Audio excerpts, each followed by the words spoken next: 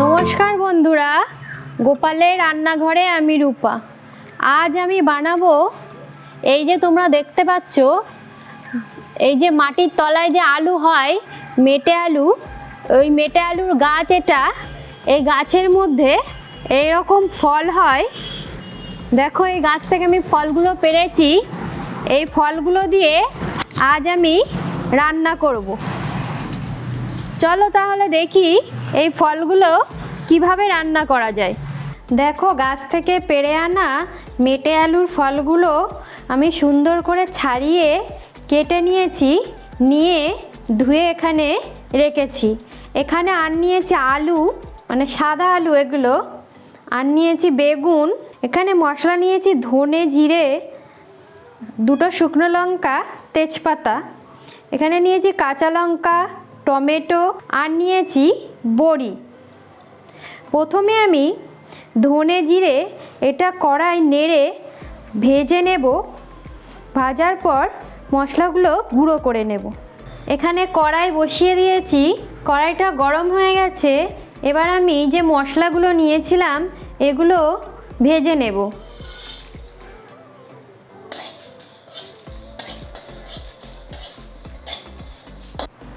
মশলাগুলো সুন্দর করে ভেজে নিয়েছি।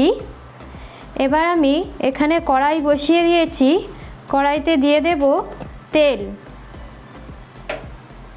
এখানে দিচ্ছি সরিষার তেল। তেল গরম হয়ে গেছে। এবার আমি এই তেলের মধ্যে দিয়ে দেব বড়ি।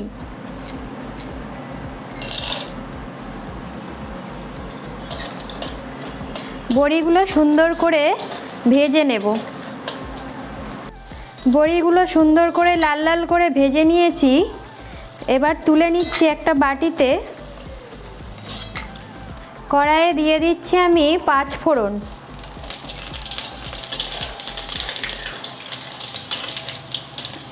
ফোড়ন ভাজা হয়ে গেছে। এবার আমি দিয়ে দেব আলু।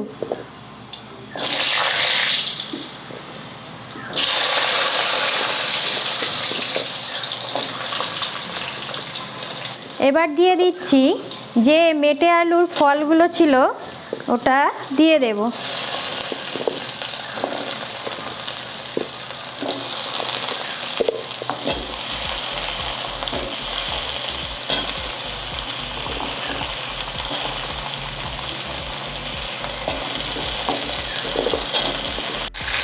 এবার দুটো আলু একসঙ্গে ভালো করে আমি ভেজে নেব। মোটামুটি আমার ভাজা হয়ে গেছে। এবার এর মধ্যে দিয়ে দেব লবণ। এবার দিয়ে দিচ্ছি হলুদ।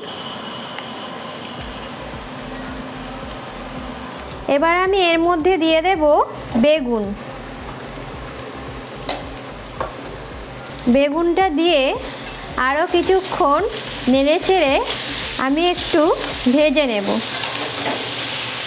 বেগুন দিয়ে 3-4 মিনিট ভাজার পর আমি এবার দিয়ে দেব টমেটো আর কাঁচা লঙ্কা। এটাও দিয়ে আমি 2 মিনিট মতো ভেজে নেব। 2 মিনিট ভাজার পর আমি এর মধ্যে দিয়ে দেব বড়ি। বড়িগুলো দিয়ে অল্প একটু নেড়ে নিয়ে এবার আমি এর মধ্যে দিয়ে দেব জল। দিয়ে দিচ্ছি পরিমাণ মতো জল। পরিমাণ মতো জল দিয়ে এবার আমি কিছুক্ষণের জন্য ঢাকা দিয়ে দেব।